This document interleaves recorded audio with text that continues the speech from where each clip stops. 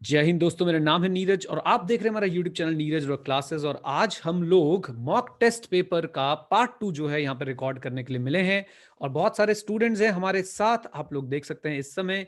And काफी कुछ जो है यहाँ पे होने वाला है। मेरी तरफ से सबसे पहले सबको good afternoon and I hope everyone is ready to study. आज हम 7 क्वेश्चन डिस्कस करने वाले हैं जो कि बहुत ज्यादा इंपॉर्टेंट होंगे और मैं उम्मीद करता हूं कि आप लोग उसमें मेरा साथ देंगे।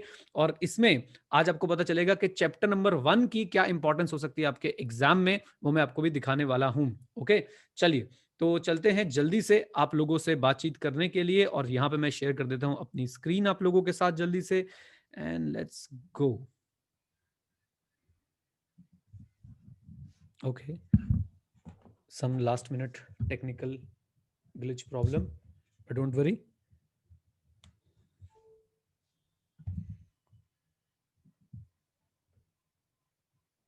हाँ जी, क्या मेरी स्क्रीन विजिबल है सबको? प्लीज बता दीजिए जल्दी से।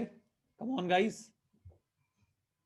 चलिए जी, तो अब बातचीत करते हैं। लास्ट में हम लोग ये मॉक टेस्ट पेपर डिस्कस कर रहे थे। आप सबने, उम्मीद करता हूं कि ये केस स्टडीज मेरे साथ कर ली थी। बताते जाओ चैट बॉक्स में जल्दी जल्दी से। और हम लोगों ने केस स्टडी के साथ साथ जो करेक्ट इनकरेक्ट था, यानी कि टोटल 44 मार्क्स का जो हमारे पास पेपर था, वो हमने सॉल्व कर लिया था। आज मैं आपके साथ डिस्कस करूंगा सबसे पहले इसी पेपर का क्वेश्चन नंबर 2, जो कि बहुत ज्यादा इंपॉर्टेंट है, आसान है और चैप्टर 1 की इंपॉर्टेंस आपको जो है ये दिखाने वाला है। क्वेश्चन नंबर 2 हम लोग देख रहे हैं। आइए शुरू कर दें क्या जल्दी से? Come on. चलिए, जिसको आवाज नहीं आ रही भाई दोबारा ज्वाइन कर लो। सबको, बाकी सबको आवाज आ रही, सिर्फ 2-3 बच्चे जिनको वॉइस नहीं पहुंच पा रही है। मेरे हिसाब से बिल्कुल सब कुछ ठीक है यहाँ पे। आइए जी, सबसे पहला क्वेश्चन देखिए। There are practical and legal limitation on auditors ability to obtain audit evidence. 3 marks का है सर, 3 मार्क्स का।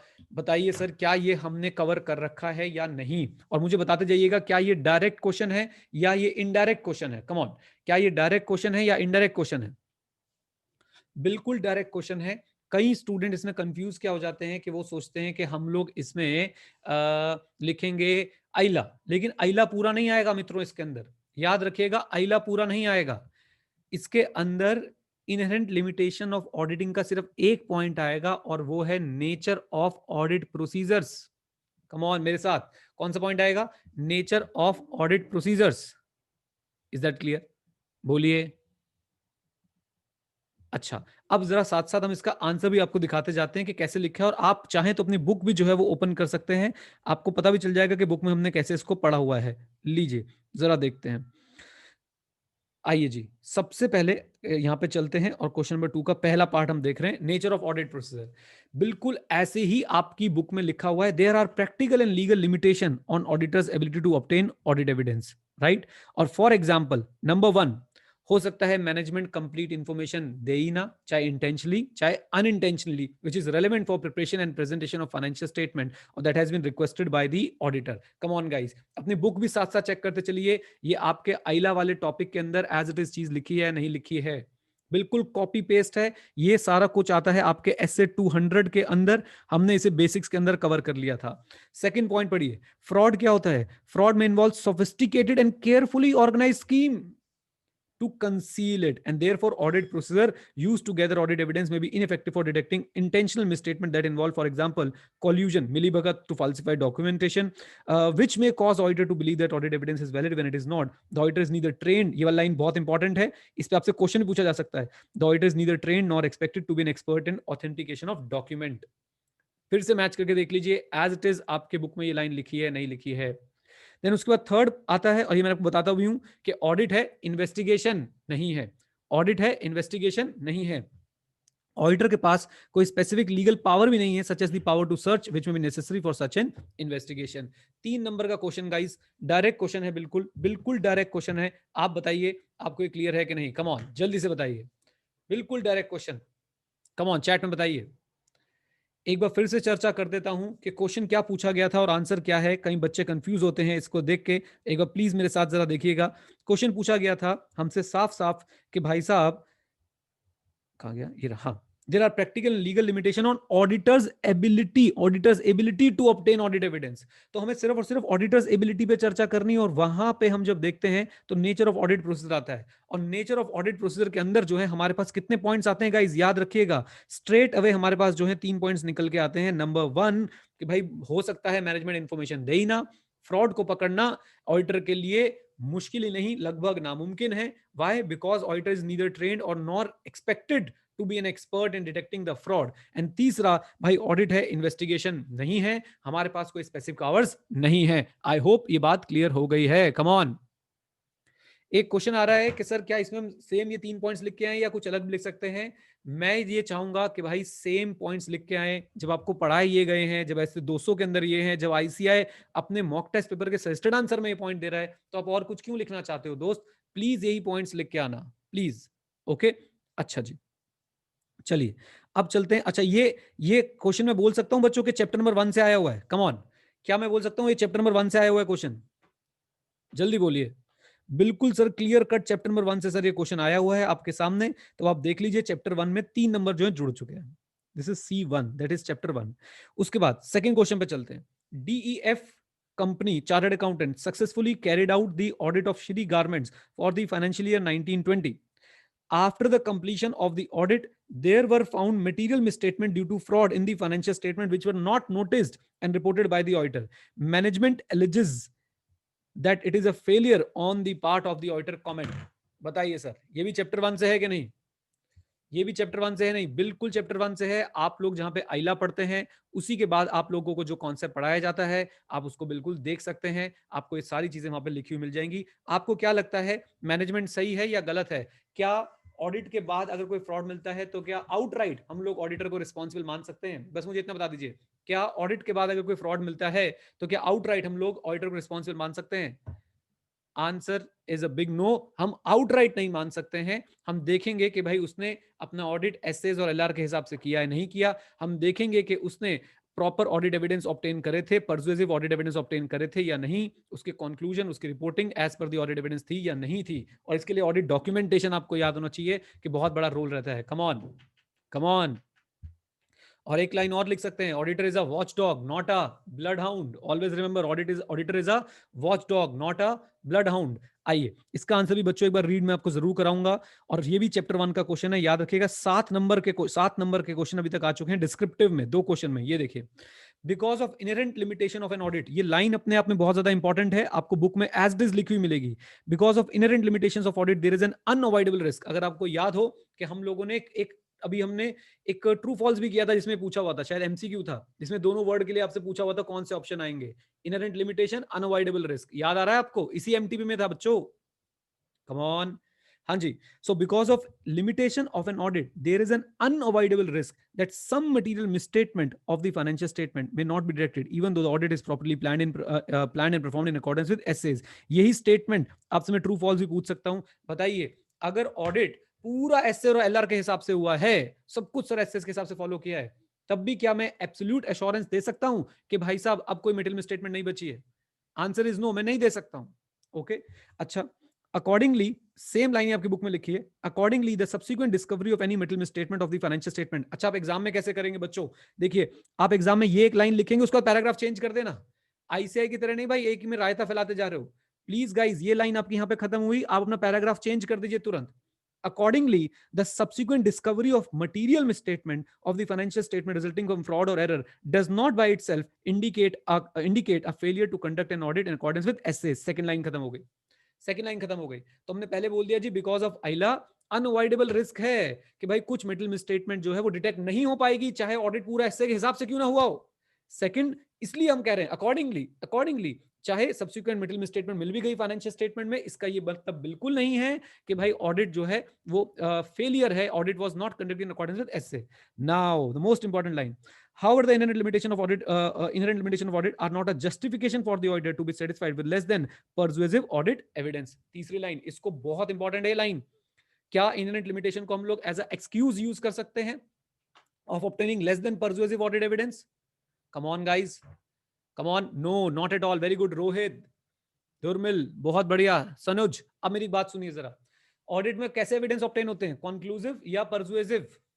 ऑडिट में कैसे एविडेंस ऑब्टेन होते हैं, कॉन्क्लूसिव या परसुएसिव? लिख के बताएं चैट में, परसुएसिव। और अब रोहित चतुर्वेदी कॉन्क्लूसिव बोल रहा है भाई साहब, आपके ऑडिट में परसुएसिव ऑडिट एविडेंस ऑब्टेन होते हैं, कॉन्क्लूसिव ऑडिट एविडेंस ऑब्टेन नहीं होते हैं। ओके, अब आप लेस देन परसुएसिव कर सकते हो क्या ये बोल के कि अहिला है? लेस देन परसुएसिव कर सकते हो ये बोल के कि अहिला है? Answer is a big no. आप सर लेस देन परसुएसिव तो कभी भी नहीं करेंगे। अच्छा, वेदर द ऑडिटर, आ गई आपकी favourite line, whether the auditor has performed an audit in accordance with SA is determined by audit procedure, उसके audit procedure देखे जाते हैं। The sufficiency and appropriateness of audit evidence, उसके audit evidence देखे जाते हैं। And the suitability of the auditor report based on the evaluation of that evidence in the light of overall objective of the auditor।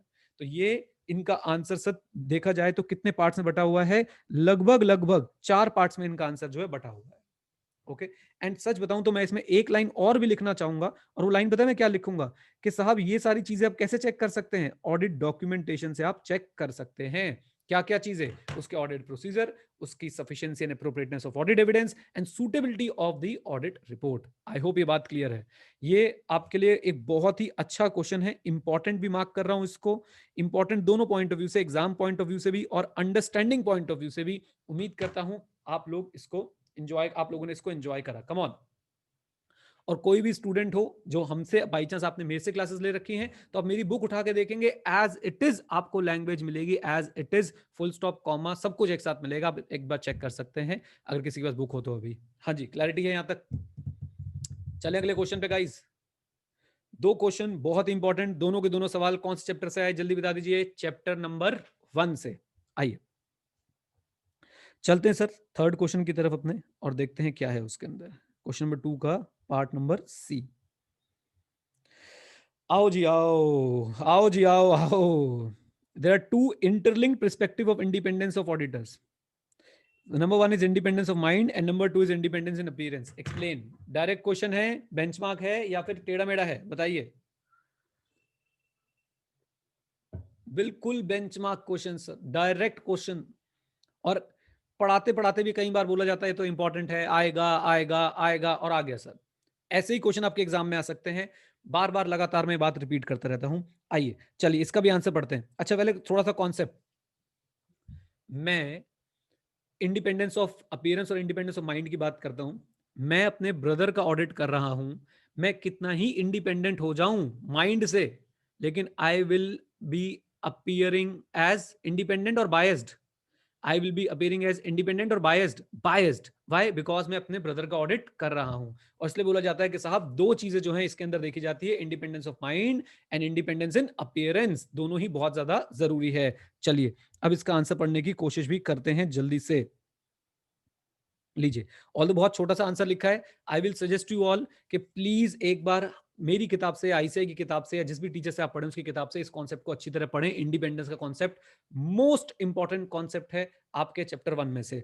इसमें से मुझे लगता है कि हर बार एक सवाल पूछने के लिए इनके पास पूरे राइट्स हैं। आइए, there are 2 interlinked perspectives of independence of auditor, independence of mind and independence in appearance.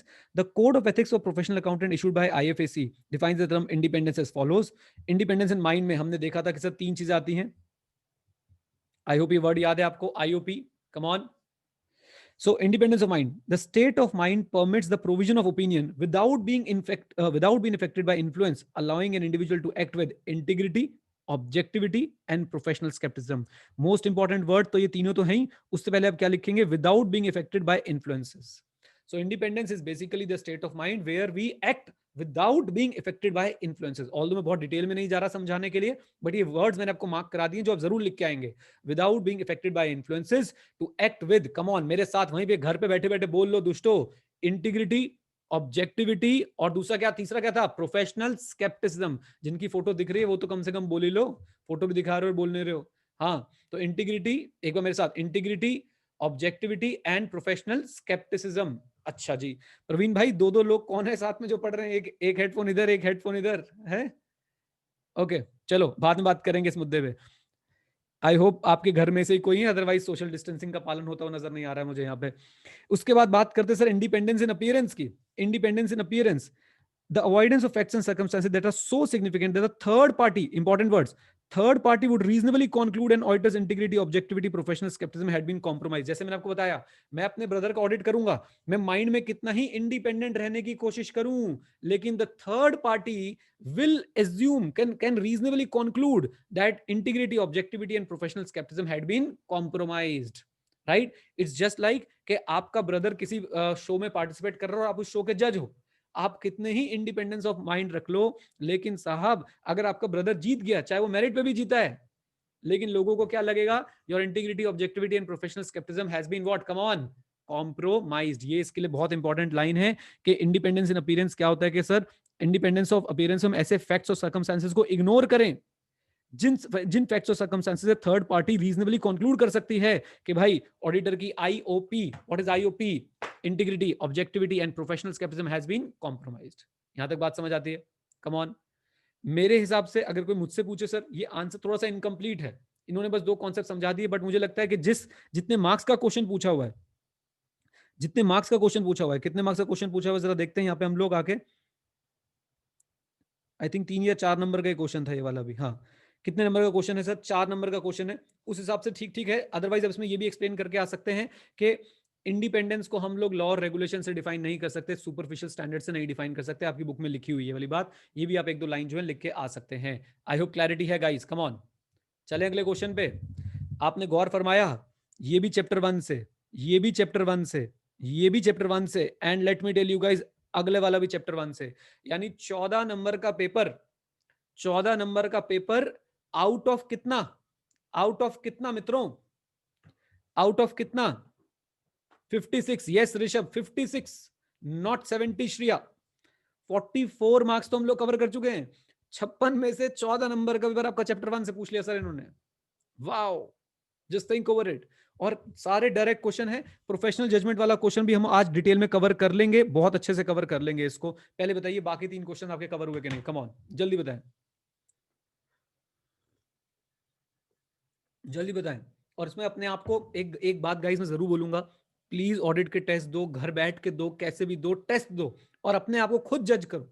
अगर ये चारों आंसर आप लिखते, जो मैंने कीवर्ड्स आपको मार्क कराए, जो की लाइंस मैंने आपको मार्क कराई हैं, आप प्लीज उनको मार्क करके देखो, लिख कर देखो कि आप वो लाइंस लिख पा रहे हो या नहीं, और उसके बाद आप लोग बताओ कि आपके कितने मार्क्स आ रहे हैं। प्लीज ये एक्टिविटी जरूर करना, ऑडिट और साथ साथ में आपका एसएम और ईआईएस, इधर ग्रुप 1 में लॉ। ये आपके 3 पेपर ऐसे हैं जिसमें बच्चे फेल इसलिए होते हैं कि भाई वो प्रैक्टिस ही नहीं करके जाते लिखने की, वो एज्यूम करते मुझे आता है, और बिलीव मी आपको कॉन्सेप्ट्स आते हैं, but the point is guys, concepts आने का कोई फायदा नहीं है अगर आप उसे एक्सप्रेस नहीं कर पा रहे हैं, पॉइंट्स आने का कोई फायदा नहीं है अगर आपको उसमें नंबर नहीं मिल पा रहे हैं, राइट? अच्छा जी, प्लीज गाइस टेस्ट जरूर दीजिएगा, मेरी हम्बल रिक्वेस्ट है। आप लोग घर पे बैठ के अपना टेस्ट खुद लीजिए, किसी की वेट मत कीजिए, 4 क्वेश्चन 5 क्वेश्चन खुद लिख के देखिए। आइए अब चलते हैं अगले क्वेश्चन पे। Professional judgement is essential for proper conduct of audit. ये थोड़ा सा टेढ़ा क्वेश्चन इन्होंने पूछ लिया है, बट हम इसके लिए भी आज के बाद हम प्रोफेशनल जजमेंट के ऊपर एक बेंचमार्क आंसर बना रहे हैं और हम उसे याद कर लेंगे। लीजिए सर, आज के बाद हम प्रोफेशनल जजमेंट पे एक बेंचमार्क आंसर बना रहे हैं। ऑल दो क्लास में मैंने कॉन्सेप्ट समझाया हुआ है प्रोफेशनल जजमेंट का, अगर आप देखेंगे तो जो बेसिक कॉन्सेप्ट हम लोग पढ़ना शुरू करते हैं उसमें हम लोग प्रोफेशनल जजमेंट पे काम करते हैं। कम ऑन गाइस, बोलिए। आज इस आंसर को हम यहाँ पे खत्म कर देंगे, परफेक्ट फॉर एवर। आज के बाद प्रोफेशनल जजमेंट में दोबारा नहीं पढ़ाऊंगा, सिर्फ आज पढ़ा रहा हूं, जरा देखिए please. So professional judgement is essential for proper conduct of audit. पहले तो ये स्टेटमेंट सर ट्रू है, अगर ट्रू फॉल्स में पूछ लें, करेक्ट इनकरेक्ट में पूछ लें। This is because interpretation of relevant ethical requirement and the SAs and informed decisions required throughout the audit cannot be made without application of relevant knowledge and experience to the facts and the circumstances। यहां पे guys सबसे पहले इस line को underline करो। अगर कोई पूछ लेना what is professional judgement, so always answer in one line, application of knowledge and experience. Application, मेरे साथ रिपीट कीजिए, application of knowledge and experience to the facts and circumstances. ये बात मैंने आपको बुक में लिखाई थी, इट कम्स फ्रॉम एक्सपीरियंस। तो जब आपको मैंने एग्जांपल भी दिया था कि सर आप अपने बॉस के पास गए, उन्होंने आपको 1000 ट्रांजैक्शन चेक करने के लिए बोला, आपने उनको सर बोला कि सारी की सारी ट्रांजैक्शन हो गई, बॉस ने किसी एक ट्रांजैक्शन पे हाथ लगाया और वही ट्रांजैक्शन गलत निकली, उसी में गलती निकली। ये बॉस का क्या है? कम ऑन, ये बॉस का क्या है? जल्दी बताइए, चैट में लिखिए, बॉस का क्या है? बोल दो पापियो, चैट में लिखो। जजमेंट तो है ही, लेकिन जजमेंट कैसे बनी बॉस का? कम on, come on, experience, very good. ये है बॉस का एक्सपीरियंस। तो याद रखिए, बॉस के पास जो नॉलेज है, बॉस के पास जो एक्सपीरियंस है, उसने, बॉस ने उन फैक्ट और सर्कमस्टेंसेस में वो नॉलेज और एक्सपीरियंस लगाया, और सर क्या निकल के आई? Come on tell me, professional judgement. तो ये लाइन आप लोग जरूर लिखेंगे जब भी प्रोफेशनल जजमेंट लिखना आ जाए आपको, तो ये लाइन से आप शुरुआत कर सकते हैं. What is professional judgement? Application of relevant knowledge and experience to the facts and circumstances is known as professional judgement. And now why professional judgement is necessary in audit? Because professional judgment is applied in the following matters. सबसे पहले materiality and audit risk. खुद सोचिए, क्या मैं materiality के लिए कोई हर company के लिए सेम बेंचमार्क बना सकता हूं? क्या मटेरियलिटी के लिए मैं क्या सेम बेंचमार्क बना सकता हूं? Answer is no. तो भाई मटेरियलिटी में क्या रहेगी? Professional judgement. ऑडिट रिस्क में क्या रहेगी? Professional judgement. फिर उसके बाद nature, time and extent of audit procedure to meet the requirement of the SAs and gather audit evidence. यहां पे फर्दर ऑडिट प्रोसीजर की बात चल रही है, रिस्क असेसमेंट प्रोसीजर की बात चल रही है. बताइए क्या सर इसके अंदर जजमेंट इन्वॉल्व होती है नहीं होती है? एक ही क्लाइंट पे एक ऑडिटर को लग सकता है कि वाह क्या आईसी बनाया भाई, छा गए भाई, छा गए. और उसी उसी क्लाइंट पे दूसरा लग सकता है भैया इनके बस की कुछ नहीं है, कुछ आईसी वाईसी नहीं बना के रखते हैं.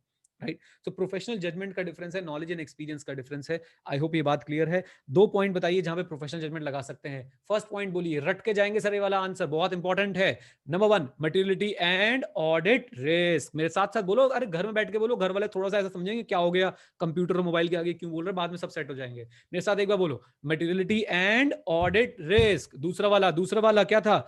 एनटीई ऑफ ऑडिट प्रोसीजर. बस इतना, एनटीई ऑफ ऑडिट प्रोसीजर.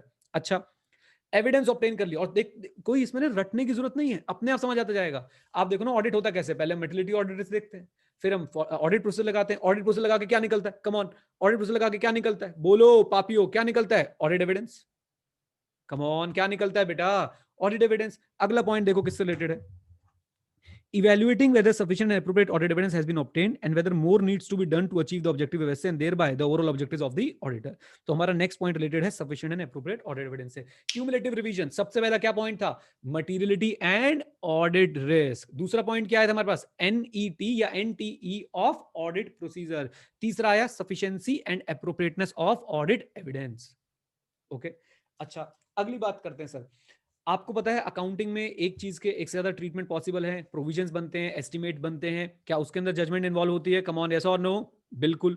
अब उस जजमेंट को इवैल्यूएट करने के लिए कि मैनेजमेंट ने सही पॉलिसी अपनाई है या नहीं अपनाई है, या मैनेजमेंट ने सही अकाउंटिंग करी है नहीं करी है, मैनेजमेंट ने प्रोविजन का अमाउंट सही बनाया है नहीं बनाया है, एस्टिमेशन सही किया है नहीं किया है, उस जजमेंट को साहब आप लोग इवैल्यूएट करना चाहते हैं. तो evaluation of management judgement in applying the entity's applicable financial reporting framework.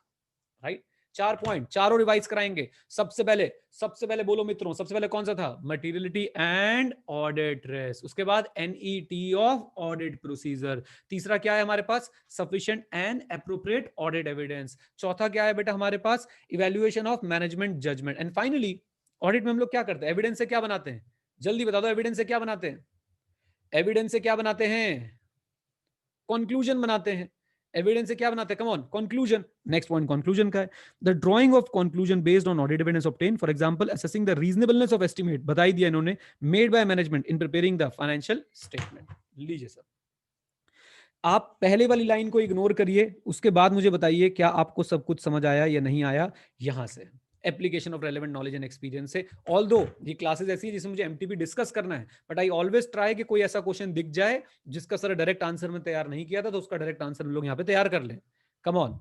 जैसे ही कोई प्रोफेशनल जजमेंट पूछेगा, मन से क्या निकलेगा? Application of relevant knowledge and experience in given facts and circumstances. Now whether it is important for the auditor to use professional judgement? Answer is yes. Why? Because professional judgment is used in many areas while conducting the audit. Give me some examples of that area. Number 1, materiality and audit risk, nature, extent and timing of audit procedure, sufficiency, appropriateness of audit evidence. फिर management की judgement को evaluate करने के लिए फिर जो अपने conclusions निकले हैं सर, उसमें भी हमारी क्या इन्वॉल्व होती है? प्रोफेशनल जजमेंट इन्वॉल्व होती है. बताओ मित्रों, ये आंसर समझ आया या नहीं आया मित्रों?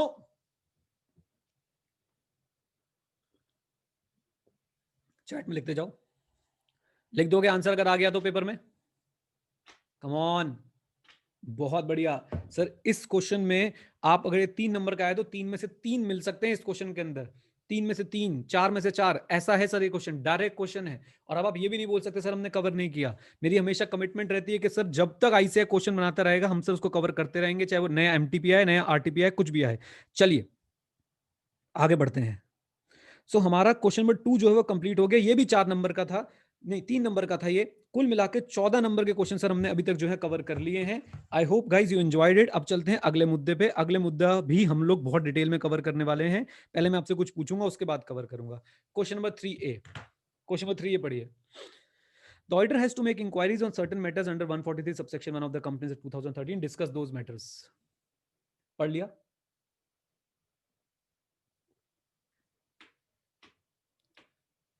हाँ जी।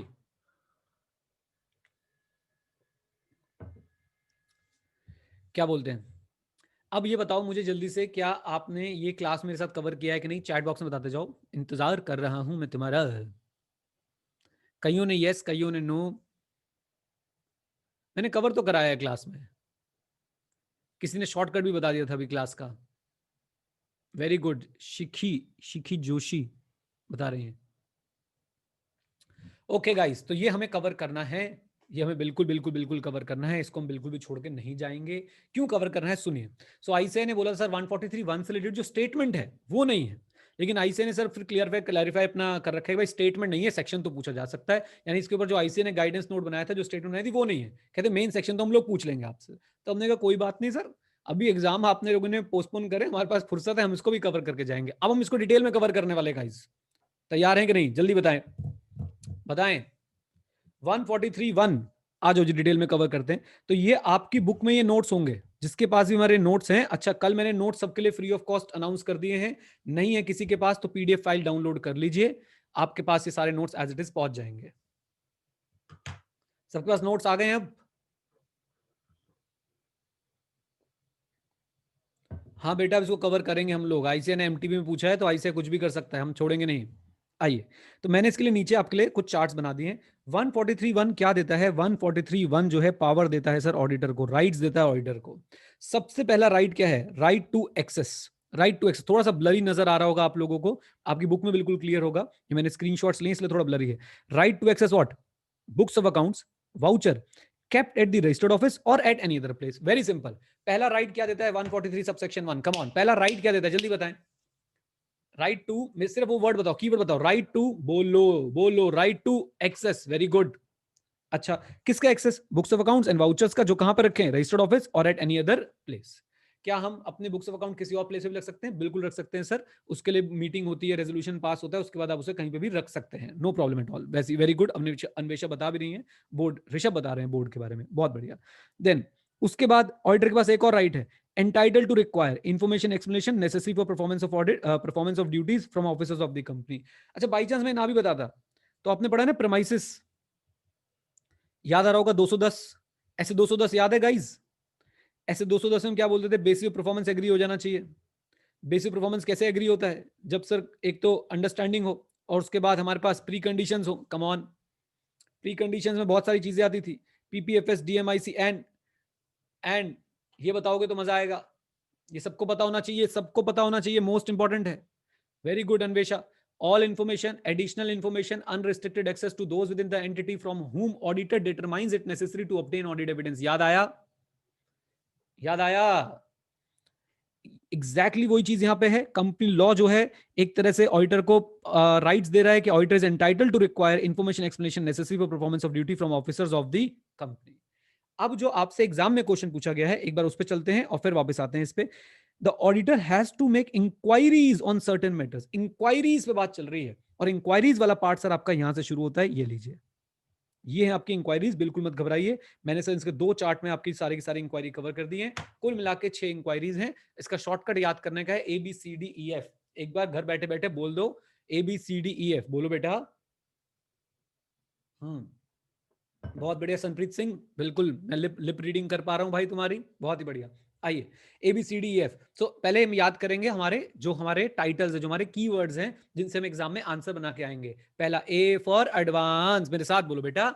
A for advance, B for book entry, C for company. ABC। A से बोलो, A से, कम ऑन। A से एडवांस, B से बुक एंट्री, C से कंपनी। आ जाओ जी। DEF, D से डिपॉजिट, E से एक्सपेंस, F से फॉर कैश। पहले डी से डिपॉजिट, ई से एक्सपेंस और एफ से फॉर कैश। अब सारे बोलेंगे। ए से क्या था? ए से क्या था? एडवांस। बी से क्या था? Book entry. सी से क्या था? कंपनी। डी से क्या था, डिपॉजिट, ई से क्या था, एक्सपेंस, और एफ से क्या है, कम ऑन गाइस जल्दी बताएं, फॉर कैश। अब इनको समझ लेते हैं जल्दी से। सो बात करते हैं सर एडवांस की, प्लीज जरा ध्यान से देखिएगा, बात करते हैं एडवांस की। क्या कंपनी ने कोई लोन और एडवांस दिए हैं? अगर दिए हैं तो सर सिक्योरिटी के बेसिस पे दिए हैं, तो हम चेक करेंगे प्रॉपरली सिक्योर्ड है या नहीं। सिंपल सी बात, जो भी कंपनी ने लोन एंड एडवांसेस दिए हैं on the basis of security, properly secured है या नहीं। लॉजिक सोचें, लॉजिक, लॉजिक क्या है, ऑडिटर इंक्वायरी कर रहा है, ऑडिटर जानना चाह रहा है कि भाई साहब कहीं कंपनी शेयर होल्डर के पैसे का मिसयूज तो नहीं कर रही है। लोन एंड एडवांसेस दे दिए और जो सिक्योरिटी ली है वो प्रॉपर है ही नहीं। लोन दिया है 1 करोड़ का, सिक्योरिटी ली है 10 लाख रुपए की, क्या बात कर रहे हो भाई साहब। अच्छा एक बात याद रखिएगा, इन चीजों पे ऑडिटर तभी कुछ बोलेगा जब कुछ एडवर्स होगा, जब कुछ गलत होगा। फॉर एग्जाम्पल, अगर कंपनी ने लोन एंड एडवांसेस दिए थे, लोन एडवांसेस देने के बाद जो है सिक्योरिटी प्रॉपर ली थी, ऑडिटर चेक करेगा और चुपचाप आगे बढ़ जाएगा, उसे कहीं लिखेगा नहीं। जबकि 143(3) की अगर हम बात करते हैं मित्रों, 143 सबसेक्शन 3, तो वहां पे फिर से सुनिएगा, वहां पे कुछ गड़बड़ हो या ना हो वो लिखना ही लिखना है, वो लिखना ही लिखना है। यानी 143(1) में इंक्वायरी में अगर कोई डिस्क्रिपेंसी निकली, कोई प्रॉब्लम निकली, तभी हम लोग रिपोर्ट करेंगे, अदरवाइज हम लोग रिपोर्ट नहीं करेंगे। 143(3) में रिपोर्ट करेंगे ही करेंगे, कम ऑन, 143 में रिपोर्ट करेंगे ही करेंगे। अच्छा जी, चलिए तो एडवांस वाला पॉइंट पहले दोबारा से देखते हैं। क्या कंपनी ने लोन एडवांसेस दिए हैं on the basis of security? अगर हाँ तो हमें चेक करना है कि सिक्योरिटी प्रॉपर है या नहीं। दूसरा, whether the terms of on whether the terms on which loan and advance made by the company are prejudicial to the interest of the company or the members। अब ये सोचो, शेयर होल्डर से पैसा लिया, आगे सर किसी को उधार दे दिया 1% पर एनम पे, क्या बात है, 1% पर एनम पे हमें दिला दो भाई कहीं से पैसा, ऐसे थोड़ा ना चलेगा काम, राइट। तो ऑडिटर चेक करेगा कि भाई कहीं जो टर्म्स है लोन एडवांस के वो प्रीजुडिशियल तो नहीं है to the interest of the company और द मेंबर्स। पहला पॉइंट क्लियर हुआ या नहीं हुआ, जल्दी बताएं, कम ऑन, पहला पॉइंट क्लियर हुआ या नहीं हुआ, जल्दी बताएं। ए फॉर क्या था, ए फॉर क्या था मित्रों, एडवांस। ठीक है जी, आइए आगे चलते हैं और देखने की अब कोशिश करते हैं कि और क्या क्या है हमारे पास। नेक्स्ट पॉइंट आता है हमारे पास बी से, बुक एंट्री। बुक एंट्री क्या होती है बेटा, बुक एंट्री आपने कोई प्रोविजन बनाया या कोई भी ऐसी चीज जिसका कोई बेस नहीं, मतलब जिसके पीछे कोई भी ट्रांजैक्शन नहीं, बस वो बुक एंट्री है। तो बुक एंट्री हम लोग चेक करेंगे, कहीं सर बुक एंट्री से जो ट्रांजैक्शन हुई है वो prejudicial to the interest of the company तो नहीं है, कहीं बुक एंट्री से जो भी आप काम कर रहे हैं सर उससे कंपनी को नुकसान तो नहीं पहुंच रहा है किसी प्रोविजन में, किसी एस्टिमेशन एक्सेट्रा में। आइए, B for book entry, C for company. याद रखिएगा ये पॉइंट इन्वेस्टमेंट कंपनी पे एप्लीकेबल नहीं है। इन्वेस्टमेंट कंपनी को छोड़ के, बैंकिंग कंपनी को छोड़ के जो भी कंपनी से ऑडिटर चेक करेगा कि कहीं कंपनी ने एसेट्स ऑफ द कंपनी, जो कंपनी की इन्वेस्टमेंट थी, कहीं उस इन्वेस्टमेंट को selling price is less than purchase price तो नहीं कर दिया है, यानी कि उसने बेचते समय कम प्राइस तो नहीं ले लिया है। देखिए इससे भी कंपनी किसी और को फायदा पहुंचा सकती है, अपनी इन्वेस्टमेंट किसी और को बेच दी सेलिंग प्राइस से कम पर, पैसा शेयर होल्डर्स का, इंजॉयमेंट सर कंपनी के जानकारों की। तो मित्रों ये अच्छी बात नहीं है। आई होप ये बात समझ आती है आपको। मैं फिर से बोलता हूं कि पहली बात, ये कंपनी वाला पॉइंट सिर्फ किस पे एप्लीकेबल नहीं है, इन्वेस्टमेंट कंपनी और बैंकिंग कंपनी पे एप्लीकेबल नहीं है। 1 2, जरा ध्यान सुनिएगा, ध्यान सुनिएगा कि सर कहीं कंपनी ने अपने एसेट्स कम प्राइस पे तो नहीं बेच दिए, किससे कम प्राइस पे, परचेज प्राइस से कम प्राइस पे, या सिंपली बोलें whether selling price is less than purchase price, as simple as that. एक बार रीड कर देते हैं, whether asset of the company such as share etcetera have been sold at a price less than at which they were purchased by the company. 3 point हमने cover करे guys, पहले बताओ समझ आए कि नहीं आए, ए बी सी। ए से क्या था, चैट, पहले चैट में बताओ समझ आए कि नहीं आए तीनों के तीनों, कम ऑन जल्दी से। बहुत बढ़िया, नम्रता, तनिष्का, नाजिश, योगेश, अंकिता, सचिन, स्वाति, बहुत बढ़िया, ग्रेट। चलिए अब जरा मैं एक बार रिपीट कर देता हूं। ए से क्या था, advance. Simply speaking auditor will inquire क्या loan and advances against security दिए तो सिक्योरिटी प्रॉपर है या नहीं, और जो टर्म्स एंड कंडीशन है कहीं वो प्रीजुडिशियल तो नहीं है to the interest of the members and the company. 1 2, B से बुक एंट्री, जो भी ट्रांजैक्शन ने बुक एंट्री से रिप्रेजेंट करी है क्या वो ट्रांजैक्शन प्रीजुडिशियल तो नहीं है to the interest of the company. 3 C था कंपनी। कंपनी में हमारे पास क्या आया, पहली बात तो इन्वेस्टमेंट कंपनी, बैंकिंग कंपनी को बाहर निकाल दो, बाकी कंपनी को हम लोग चेक करेंगे क्या किसी कंपनी ने अपने assets such as share etcetera बेच तो नहीं दिए हैं at less than purchase price. हाँ जी, क्लियर।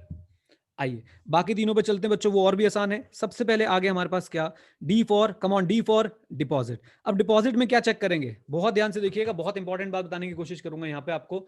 डिपॉजिट, प्लीज, कंपनी ने लोन एंड एडवांसेस दे रखे हैं और उसे एज अ डिपॉजिट दिखा रखा है। कंपनी ने लोन एंड एडवांसेस दे रखे हैं, उसे एज अ डिपॉजिट दिखा रखा है। Please try to understand.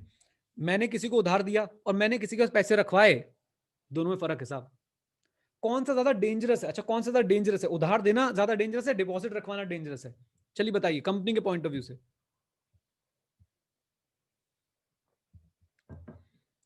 Shailesh बोल रहे हैं उधार, deposit deposit deposit, loan loan. मुझे ऐसा लगता है कि कंपनी यहां पे कुछ हाइड करना चाह रही है। लोन एडवांसेस दिए तो लोन एडवांसेस दिखाओ। लोन एडवांसेस को पैसे क्यों दिखा रहे हो? कि आपके पास पैसा ज्यादा था, आपने जो है उसे सेफ्टी के लिए किसी बैंक में रखवा दिया एज अ डिपॉजिट? नहीं, ये अच्छी बात नहीं है। अगर आपने ऐसा किया तो सर हमें जो है उस पर रिपोर्टिंग करनी पड़ेगी। So loan advances, whether loan advances made by the company are shown as what? Deposit. और फिर से एक बार रिपीट करा दूं, 143(1) की इंक्वायरीज में आप तभी आंसर करेंगे जब कुछ डिस्क्रिपेंसी मिलेगी। ओके, देन ई, ये तो सेल्फ एक्सप्लेनेटरी पॉइंट है। ई से क्या था guys? Expense, whether personal expense have been charge to what? Revenue account. ऐसा तो नहीं कि सर आपने किसी डायरेक्टर का, किसी का पर्सनल एक्सपेंस जो है आपने अपने कंपनी के P&L में अगेंस्ट द रेवेन्यू चार्ज कर दिया। देन फॉर कैश, यहां पे वेदर नहीं है, वेयर है। अपने चार्ट में से ठीक कर लीजिएगा, वेयर, राइट। आइए पढ़ते हैं। सो फॉर कैश, जहां पे लिखा है कि sir they stated in the books that share have been allotted for cash, तो क्या वो एक्चुअली में कैश रिसीव हुआ भी है या नहीं?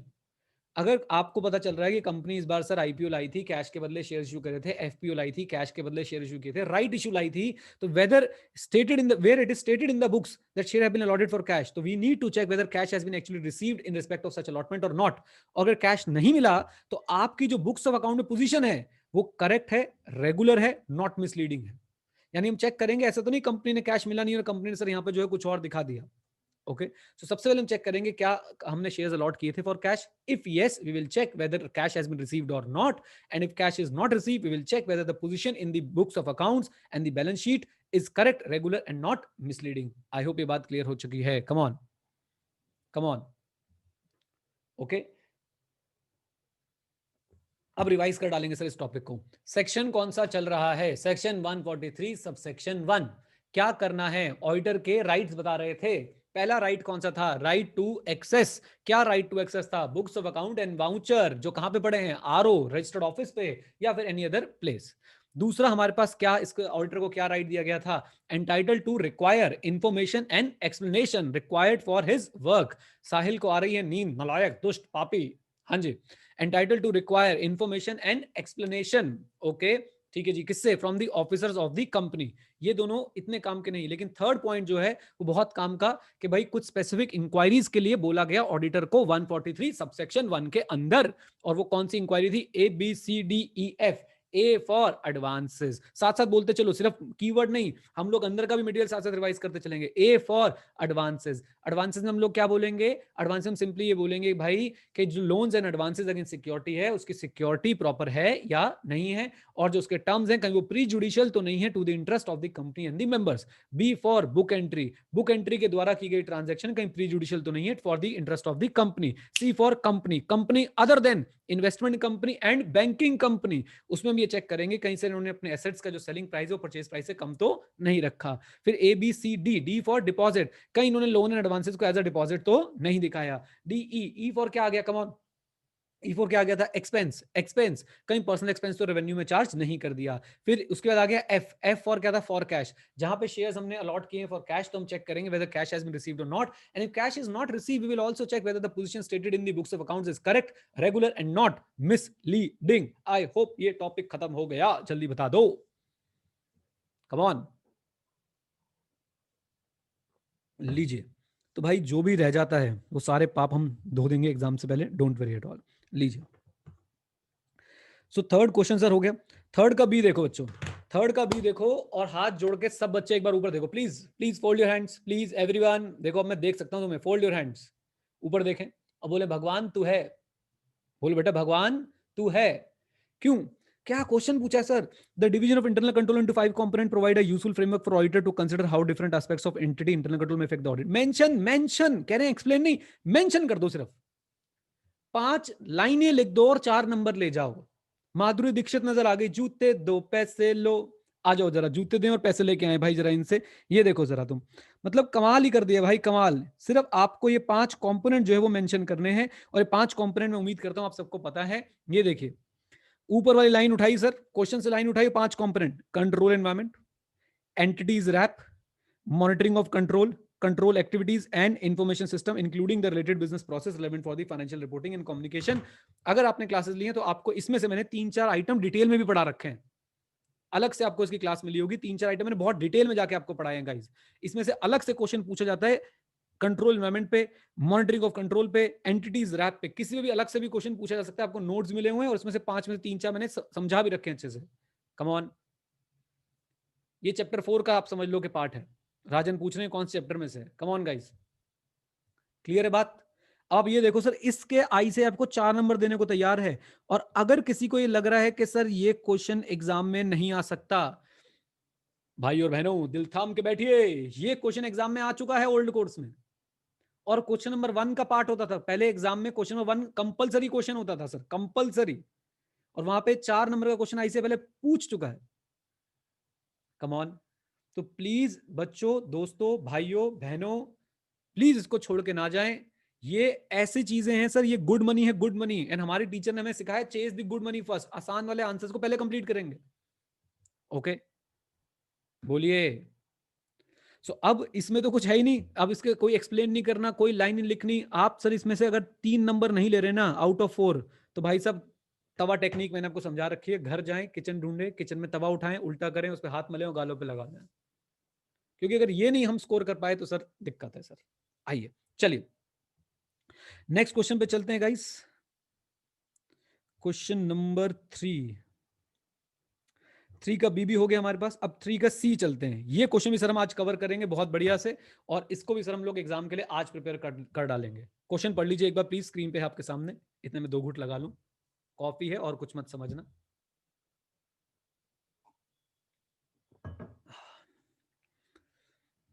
मैं भी कर दूं read. Your firm has been appointed as auditor to audit the accounts of an auto part manufacturer ABC Limited. Discuss the matters to be considered by an auditor in developing his overall plan for the expected scope and conduct of the audit. तो बच्चे यहाँ पे कहते हैं sir अब हम इसमें discuss क्या करें, ये क्वेश्चन हमने क्लास में कवर नहीं किया हुआ है, हम इसको अभी कवर करेंगे ऐसे कि जैसे सर हम लोग इसको क्लास में पढ़ रहे हैं। तैयार हैं आप लोग? जल्दी बताइए। ऐसे 300 का क्वेश्चन है, बाई चांस अगर कोई रिकॉग्नाइज नहीं कर पाएगा इस, तो ये ऐसे 300 का क्वेश्चन है आपका, प्लानिंग वाला चैप्टर है जो। आइए चलते हैं और इसको देखते हैं एज इट इज, जैसे आईसीआई ने बोला वैसे तैयार करके देंगे आईसीआई को। आईसीआई बोले उल्टा लटक 5 नंबर दूंगा, स्टेप 1 क्या होगा बेटा? स्टेप 1 क्या होगा? उल्टा लटक 5 नंबर दूंगा। तो स्टेप 1 क्या होगा? उल्टा लटकेंगे, कोई दिक्कत की बात नहीं है सर। 5 नंबर के लिए हम जान पे खेल जाए, 5 नंबर के हम रेल की पटरी के आगे निकल जाए, सलमान खान निकला था एक पिक्चर में। आ जाओ please. Development of overall audit plan. आधे बच्चों की सांसें सूख गई सर, ये नहीं याद हो सकता सर हमसे, चाहे कुछ भी हो जाएगा। एक बार को आज हम उन्हें फोन करके बोल देते हैं बहन बात नहीं होगी आज, लेकिन ये याद नहीं करेंगे। बेटा चिंता मत करो, मैं हूं ना, याद करा दूंगा आपको, समझा भी दूंगा, बिल्कुल चिंता ना करें। तो ये फैक्टर्स हैं, ये मैटर्स हैं जो सर हमें कंसिडर करने चाहिए in developing the overall plan for the expected scope and conduct of the audit. अब आप देखिए मैंने इन पे कुछ मार्किंग कर रखी है, कुछ येलो कलर वाले हैं, कुछ थोड़ा सा शायद ब्लूइश कलर है, ब्लू, और कुछ ग्रीन कलर वाले हैं, और आखिरी वाला मैंने ऐसे लिखा हुआ है establishing and coordinating staffing requirement. 2 मैंने इसमें आपको छुड़वा देने हैं, उनको मैं बिल्कुल ब्लैकआउट कर देता हूँ, नहीं तो तुम लोग कहोगे नहीं ये तो हम जरूर पढ़ेंगे। इंसानी फितरत होती है ना कि जो नहीं पढ़ा रहे वो तो हम जरूर देखेंगे, इनको छोड़ दो, बाकी सारे मैं आपको याद करा दूंगा। 4 नंबर में मेरे ख्याल से इतने पॉइंट्स लिख के आना बहुत है। एक जगह तो आईसीआई जो है 4 नंबर में 5 ही पॉइंट लिखवा रहा है, और एक जगह देखो आईसीआई 4 नंबर में आपसे कह रहा है भाई पूरी बारात ले आओ। बट कोई बात नहीं, पूरी बारात लेके जाएंगे, एक आधा तो पी के गिरी जाता साइड में। आ जाओ चलते हैं जरा प्लीज। तो सबसे पहले अगर मैं प्लान करने जा रहा हूं अपना ऑडिट, मैं देखूंगा सब मेरे टर्म्स ऑफ एंगेजमेंट क्या है। सबसे पहले तो मैं ये देखूंगा, कम ऑन बताओ आप। सबसे पहले तो मैं ये देखूंगा ना, भूल जाओ आप, रट्टा मारो ही मत ना। आप भाई ऑडिट के प्लान करने जा रहे हो, सबसे पहले देखो ना मेरे ऑडिट एंगेजमेंट लेटर में लिखा क्या क्या है, टर्म्स। उसके बाद मैं ये देखूंगा सर, सेकंड पॉइंट मैं छोड़ रहा हूं 2 मिनट के लिए, मैं ये देखूंगा कि भाई इस कंपनी के ऊपर एप्लीकेबल लीगल और स्टैट्यूटरी रिक्वायरमेंट्स क्या क्या है। ऐसे बता सकते हो? ऐसे ऐसे बता दो तो मौज आ जाएगी। ऐसे बताओ, ऐसे। ये देखो, ये प्रवीण कुमार ने खोल के देखने की कोशिश करी कौन सा ऐसा आएगा, यहाँ पे पूरी जान लगा दी इसने। अच्छा कोई बात नहीं, हाँ वेरी गुड।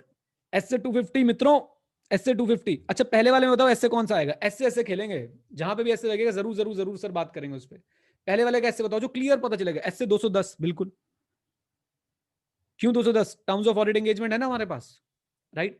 तो सबसे पहले मैं कंसीडर करूंगा टर्म्स ऑफ एंगेजमेंट, फिर मैं देखूंगा कंपनी के ऊपर क्या क्या एप्लीकेबल लीगल रिक्वायरमेंट, फिर अकाउंटिंग पॉलिसीज कौन सी अडॉप्ट कर रखी है कंपनी ने, अकाउंटिंग पॉलिसी कौन सी अडॉप्ट कर रखी है। मैं तो इसको भी एसए से जोड़ सकता हूं, एक एसए से बता सकते हो कौन सा एसए हो सकता है, मजा आ जाएगा। पारस, वेरी गुड। नहीं पारस, तुमने पुराने वाला आंसर दिया तो वेरी बैड, नालायक। ओके, ऐसे 210 ही है, याद करो, याद करो ऐसे 210। प्री कंडीशन, प्री कंडीशन था एफआरएफ एक्सेप्टेबल है या नहीं है। Come on guys, FRF acceptable है या नहीं? एफआरएफ क्या होता है? Accounting policies, accounting standards. Hello, got it? आ जाओ। एनीवन फ्रॉम बैंगलोर है? बैंगलोर से कौन कौन है जरा मुझे बताएं। चलिए, तो ऐसे हमारा 210 हो गया। Effect of new accounting and auditing pronouncement, general point. अब देखिए चारों चीज आपको याद है कि नहीं, डिस्कशन के थ्रू याद है कि नहीं, सेकंड वाला छोड़ दीजिए, बाकी चारों देखिए। टर्म्स, फिर से बोलते हैं, फिर से बोलते हैं, टर्म्स। उसके बाद हमारी लीगल एंड स्टैट्यूटरी रिक्वायरमेंट्स, कुछ याद मत करने की कोशिश करो, डिस्कस करो। फिर उसके बाद अकाउंटिंग पॉलिसी, या फिर कोई नया अकाउंटिंग या ऑडिटिंग में कोई अपडेट आया तो वो। अकाउंटिंग और ऑडिटिंग में अपडेट का एग्जांपल दूं, फॉर एग्जांपल कोई इंड आ गया सर, नया एप्लीकेबल हो गया, इंड में कोई नया रूल लिखा गया। या ऑडिटिंग का मैं आपको बताता हूँ, एसएस 701 जैसे नया आ गया था, कैम की ऑडिट मैटर्स, राइट? तो ये सारी चीजें क्या होगी, अकाउंटिंग और ऑडिटिंग की कोई नया अपडेट इनके ऊपर एप्लीकेबल है क्या। चारों पॉइंट पहले रिवाइज करेंगे, भूल जाओ सब कुछ। भाई मैं क्लाइंट का ऑडिट करने जा रहा हूं, मैं जानना चाहता हूं कि मैं ओवरऑल ऑडिट प्लान करते समय क्या क्या चीजें कंसिडर करूं। सबसे पहले टर्म्स देखूंगा, याद मत करना, सिर्फ डिस्कशन करना। सबसे पहले क्या देखूंगा? टर्म्स। उसके बाद क्या देखूंगा भाई, इनके ऊपर कौन कौन से लॉ और रेगुलेशन एप्लीकेबल है। फिर देखूंगा अकाउंटिंग पॉलिसीज, और उसके बाद मैं क्या देखने वाला हूं कि भाई कोई नया अकाउंटिंग या ऑडिटिंग प्रोनाउंसमेंट तो नहीं आया जिसका इफेक्ट आ रहा है इनके ऊपर। यहां तक क्लियर है? Come on, come on. अब मैंने ऑडिट करना शुरू कर दिया, ऑडिट करना शुरू किया तो मुझे क्या मिला? ऑडिट एरियाज मिले जो बहुत सिग्निफिकेंट थे, जैसे कि हो सकता है कैश, जैसे कि हो सकता है फॉर एग्जांपल डेटर्स, राइट? तो मैंने कुछ सिग्निफिकेंट ऑडिट एरियाज मार्क कर लिए अपने। फिर मैंने क्या सेट करा अपना? मटीरियलिटी, कि भाई मटीरियलिटी लेवल कितना होगा, ये भी मुझे इंपैक्ट डाल सकता है। फिर मैं कितना रिलायंस प्लेस करने वाला हूं इंटरनल कंट्रोल पे, अकाउंटिंग सिस्टम पे। और साथ साथ में मुझे किस तरह के ऑडिट एविडेंस चाहिए, क्या मुझे बहुत ज्यादा परसुएसिव ऑडिट एविडेंस चाहिए, क्योंकि अगर कहीं पे रिस्क ऑफ मिडिल स्टेटमेंट ज्यादा है तो मेरी सफिशिएंसी एंड एप्रोप्रिएटनेस क्या हो जाती है? ज्यादा हो जाती है। ये बात समझ आई? अगर किसी एंटिटी में रोमम ज्यादा है बेटा, तो मेरा एसएई सफिशिएंट एंड एप्रोप्रिएटनेस क्या हो जाएगी? ज्यादा। Come on, okay. अब चार बातें, अगली चार बातें, significant audit areas, materiality, reliance on accounting system and IC, and उसके बाद nature and extent of audit evidence to be obtained. अगले चार तो बहुत आसान है, पहले 8 याद कर लो। पहला, मैं किसी का ऑडिट करने जा रहा हूं, सबसे पहले क्या देखूंगा? टर्म्स। फिर देखूंगा लॉ एंड रेगुलेशन, फिर देखूंगा अकाउंटिंग पॉलिसी, फिर देखूंगा कोई न्यू अकाउंटिंग और ऑडिटिंग प्रोनाउंसमेंट। चार बातें खत्म। उसके बाद ऑडिट करना शुरू कर दिया, मैंने क्या देखा? सिग्निफिकेंट ऑडिट एरियाज कौन से हैं, मटीरियलिटी का लेवल क्या है, इनका आईसी और अकाउंटिंग सिस्टम कैसा है, और साथ साथ मैंने एक चीज और देखी थी, और वो था कि भाई ऑडिट एविडेंस मुझे कैसा चाहिए। खत्म। यहां पे एस से 500 आप रिलेट कर सकते हैं, यहां पे एस से 315 आप रिलेट कर सकते हैं, यहां पे एस से 320 आप रिलेट कर सकते हैं, और सच बताऊं तो यहां पे एस से 330 आप लोग रिलेट कर सकते हैं। सिग्निफिकेंट रिस्क के नाम से ऐसे ही जबरदस्ती रिलेट करा रहा हूं, लेकिन देखिए रिलेट हो रहा है, कहीं ना कहीं कोई ना कोई ऐसे फिट हो रहा है। Come on, come on, easy. अगले वाला तो मजाक है भाई, अगले वाला तो मजाक है। Internal auditor, other auditor, expert, joint auditor, 299, 620 if I am not wrong, 600 if I am not wrong, 610। देखिए एक बार चेक कर लीजिएगा, इंटरनल ऑडिटर 610 होता है पक्का, other auditor if I am not wrong 600 होता है, ऑडिटर एक्सपर्ट 620 होता है, और ज्वाइंट ऑडिटर 299, 299 होता है। कम ऑन, देखिए मैं गाइस यहाँ पे आपको एक बड़ा इंपॉर्टेंट लेसन देता हूँ आपकी लाइफ का। कोई भी चीज जो दिखने में बहुत टफ होती है ना, याद करने में उतनी आसान होती है। It's just about how you are looking at that thing. अगर आप इसको ऐसे देखो यार इतने पॉइंट है याद करने, भाई हालत खराब हो जाएगी। मैंने देखो पहली चीज इसमें क्या लगाई, प्लीज सीखो। भाई टीचर का काम सिर्फ ये नहीं होना चाहिए कि भाई मछली पकड़ के हर बार दे दी और खा ले। मैं तुम्हें मछली पकड़ना सिखा रहा हूँ, ईआईएस में इससे भी भयंकर भयंकर पॉइंट्स आएंगे, प्लीज सीखो। मैंने पहला मेथड लगाया चंकिंग। What is chunking? मैंने 3 चंक बना दिए, येलो वाले, ब्लू वाले, ग्रीन वाले। ओके, फिर उसके बाद मैंने बोला रटना तो है ही नहीं, मैंने आपको बोला कि चलते चलो ऑडिट करने जा रहे हैं, सबसे पहले क्या देखेंगे? टर्म्स। उसके बाद क्या देखेंगे? Accounting policy. कुछ भी बिना देखे बोलो मेरे साथ, टर्म्स, अकाउंटिंग पॉलिसी। उसके बाद मैंने क्या देखा? इनके ऊपर लीगल रेगुलेशन वाली बात आ गई, और हमारे न्यू ऑडिटिंग या फिर अकाउंटिंग प्रोनाउंसमेंट्स आ गए। खत्म, 4 खत्म, पहला चंक खत्म। दूसरा चंक मैंने आपके साथ शुरू किया, ऑडिट करना शुरू। सिग्निफिकेंट एरियाज देखूंगा, मटेरियलिटी देखूंगा, इनके आईसी पे और अकाउंटिंग सिस्टम पे कितना रिलाय कर सकता हूं ये देखूंगा, फिर उसके बाद एक चीज और देखूंगा, ऑडिट एविडेंस की कितनी रिक्वायरमेंट है। उसके बाद तो सर ऐसा हो गया जैसे बस सामने से जवाब आया आई लव यू 2 का। कौन कौन बेटा? 600, 610, 620, 299। 600 कौन थे? कम ऑन, 600 कौन थे? Other auditor. 610 internal auditor. 620 auditors expert. एक बार प्लीज चेक कर लो, कंफर्म कर लो जल्दी से प्लीज। ये जो ऐसे के नंबर में बोल रहा हूँ सही बोल रहा हूँ, प्लीज कंफर्म कर लेना। अच्छा जी, और उसके बाद आखिरी में कौन सा आ गया? 299। मुझे सिर्फ एक में डाउट है, 600 और 620 में, प्लीज एक बार कंफर्म कर लो। सही है, चलो बहुत बढ़िया, लीजिए सर। और आखिरी वाला तो बच्चों याद रह ही जाता है, establishing and coordinating staffing requirements. I hope इसका मतलब अपने आप सेल्फ एक्सप्लेनेटरी है कि भाई ऑडिटर जो है ये भी तो जरूर देखेगा कि किस तरह का स्टाफ रिक्वायर है ऑडिट करने के लिए। और मैं कहता हूं अगर भूल भी जाओ, मैंने आपको 12 पॉइंट्स याद करा दिए यार, 12 पॉइंट्स, पूरी की पूरी बारात लेके जा रहे हैं। 12 में से कोई एक आधा इधर उधर गिरा भी तो 11, 2 भी गिर गए 10, मतलब 4 नंबर में अगर आप 8 भी लिख के आते हो, मेरे हिसाब से सर आप सही करके आ रहे हो। ये भी क्वेश्चन हमने अगर क्लास में कवर नहीं किया था तो लो भाई लो, एमटीपी आरटीपी करने का मजा यही है कि जो भी रह जाए उसे कवर कर लो। हाँ जी, क्लैरिटी है? क्लैरिटी है मित्रों? बोल दो। चलिए सर, तो अब चलते हैं थर्ड के डी पे। वो आपको वैसे मैंने होमवर्क देना है, थर्ड का डी। अच्छा, थर्ड का डी है ही नहीं, क्या बात है। थर्ड का ए बी सी हो गया 6 नंबर का। अच्छा, उसके बाद 4 नंबर, लो भाई 14 नंबर हमारे और कवर हो चुके हैं कि थर्ड का डी हमारे पास कोई टॉपिक ही नहीं है। चलिए आगे चलते हैं, शुरू करें बच्चों, कुछ और बोलिए। ओके, आई थिंक आज के लिए हम यहीं पे रुकते हैं, और आपको वो न्यूज़ दे देता हूँ पहले क्या है। वो न्यूज़ थोड़ी इंपॉर्टेंट है, कई बच्चे तो दिल थाम के बैठे हैं, अपनी अपनी दिल की जो है धड़कनें थाम लीजिए। अब हमारे पास बचा क्या है? 4 5 6 बचा है। 4 5 6 में आपको करा दूंगा, इसमें चैप्टर 9 वाले क्वेश्चन आपने खुद करने हैं, बाकी क्वेश्चन मैं आपको एक बार इनका ओवरव्यू दे दूंगा। आज की क्लास कैसी लगी ये बता दीजिए मुझे पहले चैट बॉक्स में। मजा आया सर? हमने आज 1 2 3 4 5 6 7 क्वेश्चन हमने कवर करे हैं, जिसमें से 2 3 क्वेश्चन तो हम बहुत डिटेल में ले गए कि हमारे साथ कोई पाप ना हो जाए एग्जाम के अंदर। चलिए बहुत बढ़िया, आपके कमेंट्स पढ़ देता हूँ मैं, कड़क, थैंक यू, 1 नंबर सर, मजा आ गया, बहुत बढ़िया बहुत बढ़िया। चलिए सर, अब चलते हैं आगे मित्रों, और बातचीत करने की कोशिश करते हैं न्यूज़ के ऊपर। मैं ज़रा इसको पहले स्टॉप कर दूं, शेयरिंग को, सबको ले आऊं स्क्रीन पे, थोड़ा फील आती है सबको देख के कि हाँ ये बात, अब दिख रहे हैं सब के सब यहाँ पे। ओके, तो एक बार सब पहले हाई कर दो, हाई, क्या बात है। हम लोग अब क्या करने वाले हैं, मैंने देखा ये बात कि बच्चों के ऑडिट के बेसिक्स वीक होते हैं बहुत ज़्यादा। जो हमारे साथ पढ़े सर उनके तो मैं उम्मीद कर सकता हूँ कि हाँ ठीक ठाक नॉलेज होगी, लेकिन बहुत सारे स्टूडेंट्स ऐसे होते हैं जिनके बेसिक्स वीक होते हैं। सो आई एम प्लानिंग कि मैं ऑडिट के बेसिक्स पढ़ाऊँ आपको, चाहे आप नवंबर वाले हों या May 21 वाले हों या कोई भी हो, सब उसको अटेंड कर सकते हैं, राइट। जो भी हमारे एडी 91 लाइव वाले बैच के अंदर हैं, सब के सब जो है वो बेसिक्स अटेंड कर सकते हैं कंप्लीटली फ्री ऑफ कॉस्ट। बिल्कुल स्क्रैच से शुरू करने का मन है मेरा। स्क्रैच से बोले तो ऑडिट की डेफिनेशन से शुरू करेंगे, ऑडिट के स्टेप से शुरू करेंगे, ऑडिट की डेफिनेशन शुरू करेंगे। आपको क्या लगता है, करें या ना करें? वैसे एग्जाम्स आ रहे हैं तो मतलब आप लोग इंटरेस्टेड रहेंगे या नहीं, प्लीज बताएं।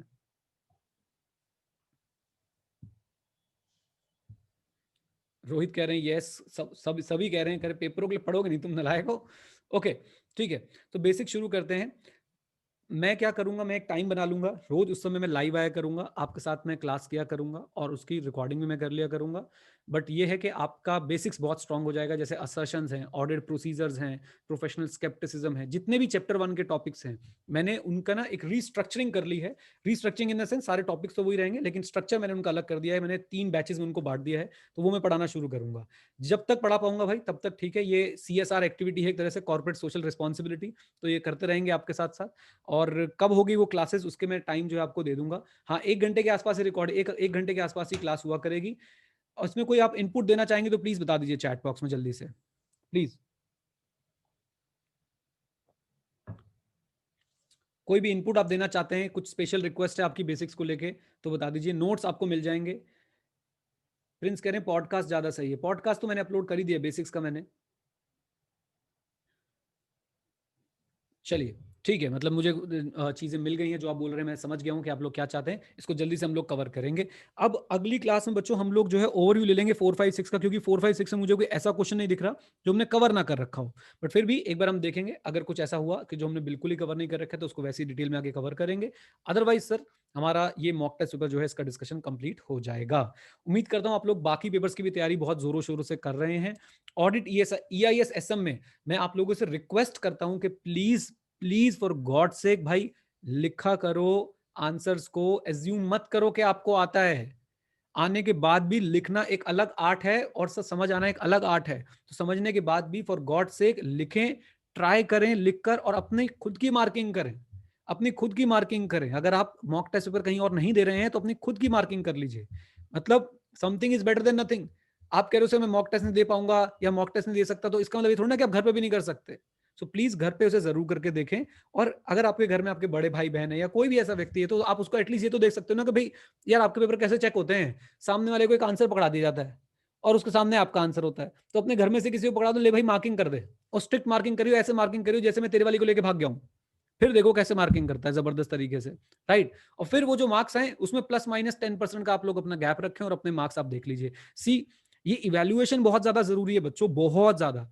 हम लोग अपने आप को इवैल्यूएट नहीं कर पाते। हम लोग वीरेंद्र सहवाग की तरह हैं, लाल ले चल पिच पे वहीं दिखाऊंगा बैट कैसे चलता है।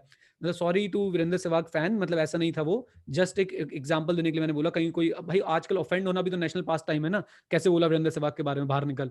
सो माय पॉइंट इज कि भाई तैयारी अपनी पूरी करके रखें, ऐसा ना हो कि एग्जाम में जाके आपको धप्पा हो जाए किसी भी तरीके से। ओके, क्लियर है सब कुछ? चलिए जी, तो अब आपसे मिलते हैं अगली कक्षा में। तब तक के लिए बहुत बहुत धन्यवाद आज आने के लिए और हमेशा की तरह जुड़ने के लिए, मुझे मोटिवेट करने के लिए। अब आपसे हम लोग मॉक टेस्ट पेपर की लास्ट क्लास में मिलेंगे और उसके बाद आपको अनाउंसमेंट भी आ जाएगी कि कब हम लोग बेसिक्स जो है कवर करने वाले हैं। Thank you very much, stay connected, stay head, जय हिंद। और एक साथ बोल दो, सबको अनम्यूट कर दूं क्या?